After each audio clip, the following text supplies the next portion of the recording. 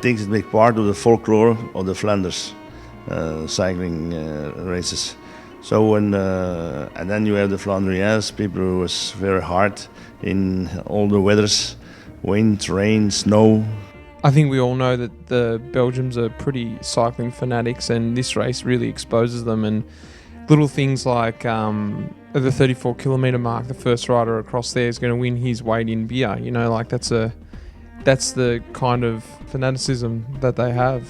Yeah, so racing up here in Belgium is probably what people don't really realise on the television when you or on I guess on your cycling news spreadsheet when there's a 100-man bunch sprint is what you find is that it's been 5 hours or in between 4 and 6 hours worth of constant concentration. And anyone who's raced up here knows that the level of stress the whole day is kind of like, I would put it down to probably like in a lead out stress in the final, say 20k of a stage race, but for close to 200k sometimes, because there's always sections where you go onto a small road, onto the big road, into crosswind, onto cobbles. There's always at some point there's a dangerous hazard that can affect you if you're more than 30, 40 wheels back. Sometimes you get back to the bus at the end of the day and we're always a bit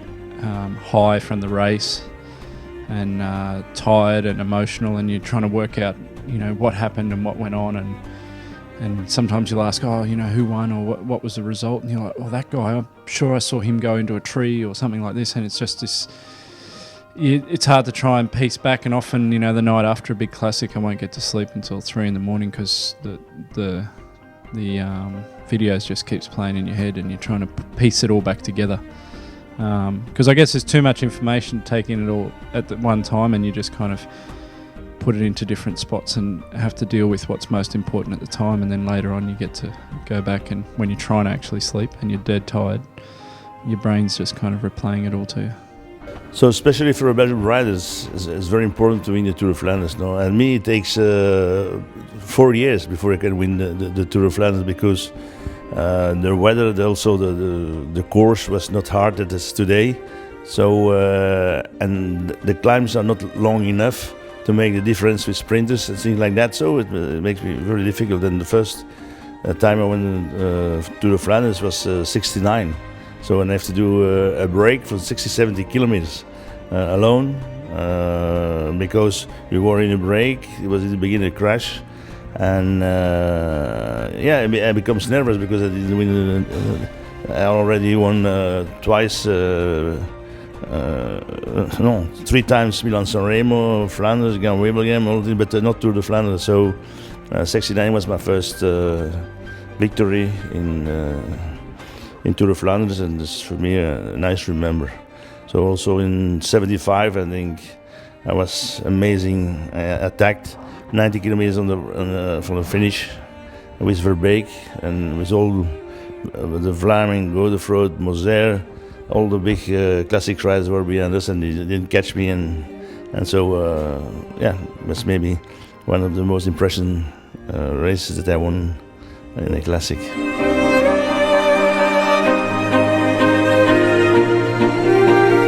Well, the most important is to say in the front, because especially when the weather is bad, raining and things like that, and also you need a little bit lucky, because the cars are very far, and but it's very important to stay in the front of the race, because if you have crashes, and also especially on the Koppenberg.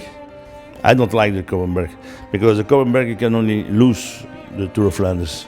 You can never win the Tour of Flanders in the Koppenberg. But now the design of the Tour of Flanders now, I think is very nice. It's hard. It can only win big champion. Well, we've got 2 special guys who go under the radar, Matt Hayman and Jens, who, when they're given their opportunity, I think can slip away and be underestimated, and that's the card we're going to have to play this year, and I think it's a really good chance for us. yeah, I find that I ride on confidence, and once you start making more good ones after each other, and you're sitting in the right positions, and you're getting your right positions going into corners, and you're not panicking, and it's just a flow, and that's confidence, and it starts to build. So yeah, big ones, just to leave those bad decisions when they've been made, just put them beside, don't think about them, and just get on with doing the right things, and try and get back and keep telling yourself you know what to do, and you've been here before, and you can do it again.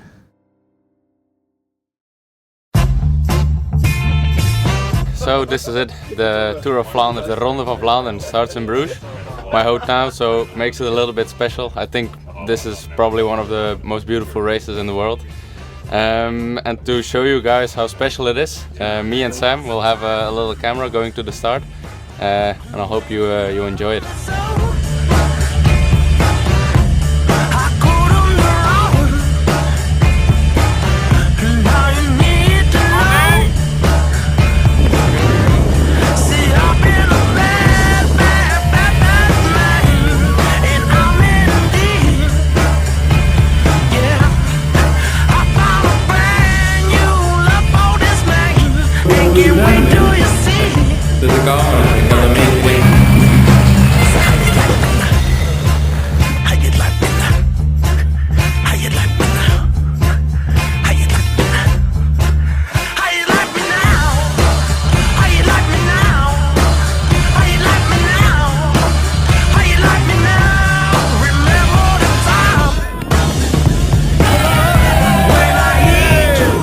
Just do me one favor, guys, enjoy this day. It's Tour of Flanders, like we said yesterday, it's only a bike race. And enjoy it, there will be a lot of public near the roads. Just, it will be a nice day for you guys. We said also we don't have expectations, but it's an opportunity for us. We are ready for it. You race against the same guys as the other days. Don't get too nervous, and don't forget, keep thinking. Because sometimes you're in this race, get overexcited, and then you forget thinking, forget to eat. Really important, it's a long one. I think we can be aggressive today without being silly. Yep. So I think we definitely need to be in the moves, and I think we miss that a bit sometimes and end up waiting a bit. Yep. Throw it out there and see what happens.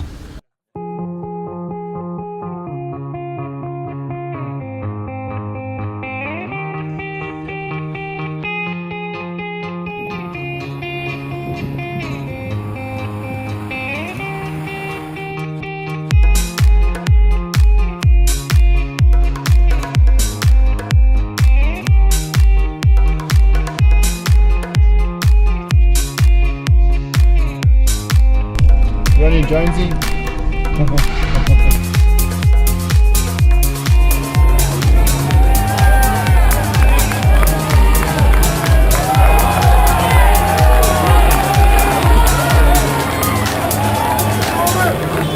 Is Jesse Sargent, and he has withdrawn from the race, and he's being tended to right now.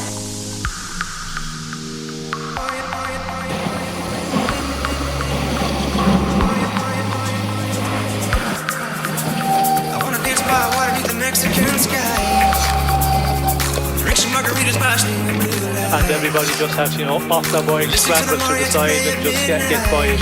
And this section, it's always a danger one. The paddle strand is, important one because it's a long one. Well, one down and staying down. It's one of the MTN boys, and this does not look good, I'm afraid. Listen to the Mario today. Are you with me? Are you with me?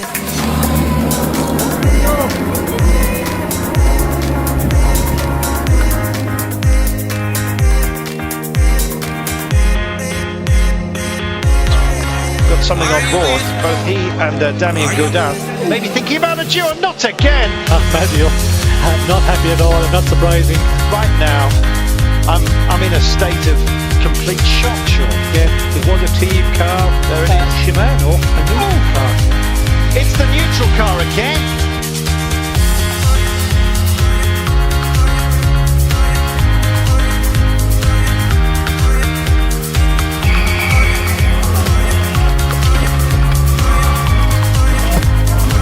They can't quite get the compressor to work quick quick enough, and there's going to be a safe way through this. They're holding it up, but it's gradually, slowly deflating like a bad party.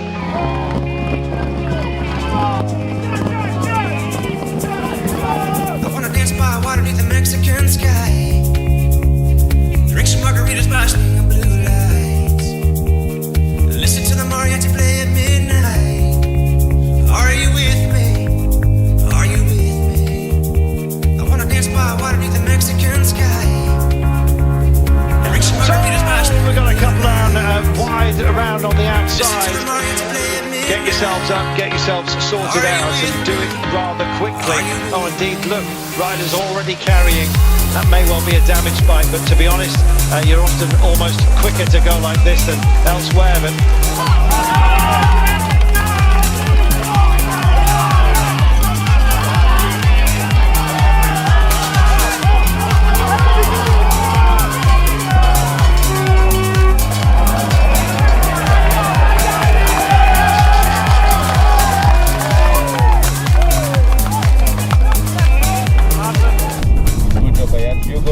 don't think about those two leaders, just be in a good position to start at the quarterfinal. You know what you do, look really good, so don't think about those two leaders. Stebar's in there as well, and this is where he's going to try and go for it. He's just picked it up, and Terpster's kicking off. Terpster's going to take it before you know it. Greg Van Avermaet's closing the gap. Peterson Gaan's got nowhere to go. Oh, and Terpster tries to go for it right now. What's he got? He tries to take a little bit of draft. Christoph picks it up right now. It's going to be glory for the Norwegian. Oh, what a win that was! What an absolute amazing display of poise, power, demeanour, and indeed belief. So that's a wrap on Tour of Flanders. I think it was a great race for us. It was definitely a step up on last year. The guys were present and followed the plan really well. At the end of the day, you know, guys like Christoph, they rode amazing, and yeah, hats off to him. But Jens, I think you were top 20 there in the end. First of all, the team did a really amazing job today, keeping me in the front, and I think I almost did the perfect race, and was really too bad up until Taaienberg, Kruisberg, really close into the final. Was still feeling good, was still in the first group, and yeah, that group was still big, so it had no point to attack. And then last time Quaremont, my legs just ran out, which is really a shame because I wanted to finish off the work the boys did today, but I just didn't have the legs to follow that first group. But it was good. I was able to still be there in the final, and then just missed out the last 20k. Well, looking forward to Roubaix. I think it's real positive signs, and Matt Hayman's going great, and he'll be trying to get top 10 or even better there. So looking forward to it.